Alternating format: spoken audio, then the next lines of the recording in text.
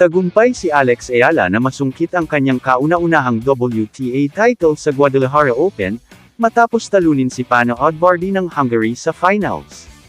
Isa itong historic milestone para sa Philippine tennis. Pinabagsak ni Alex Ayala si Nicole Fossa-Wurgo na pambato ng bansang Italy sa quarterfinal round, ilang oras matapos makumplito ang come-from-behind victory, laban kay Barbara Lepchenko ng bansang USA sa round of 26 ng Guadalajara Open. Binuksan ni Wurgo ang laban, 3-1, ngunit nagawa ni Alex na pigilan ang sunod-sunod na Italyano para pilitin ang kapani-paniwalang tiebreak, at umatras sa ikalawang set patungo sa semifinal clash laban kay Kayla Day ng USA noong Sabado na pagtitunggali.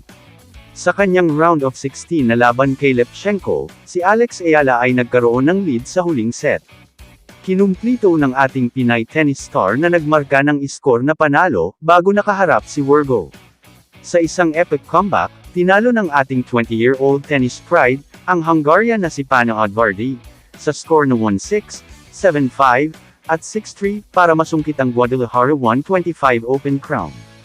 Ito ang kanyang unang WTA title, at siya na rin ang kauna-unahang Pilipino na nakapag-uwi ng kampyonato sa WTA. Filipina tennis sensation Alexandra Alex Ayala finally clinched her first WTA Tour Pro title, after defeating world-ranked number 134 Pano Odbardi in the finals of the WTA Guadalajara Open.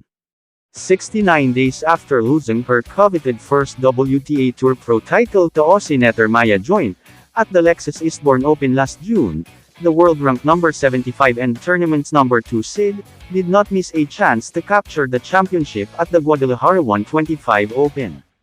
From a clumsy 1-6 deficit in the first set, Alex recovered in 2 consecutive sets, leading to her first historic title in pro tennis career. Kamusta mga idol? Sports Zone PH para sa sports news and update. Kung bago ka pa lamang dito sa channel ko, pindutin mo na ang subscribe button at notification bell para lagi kang update sa mga sports news.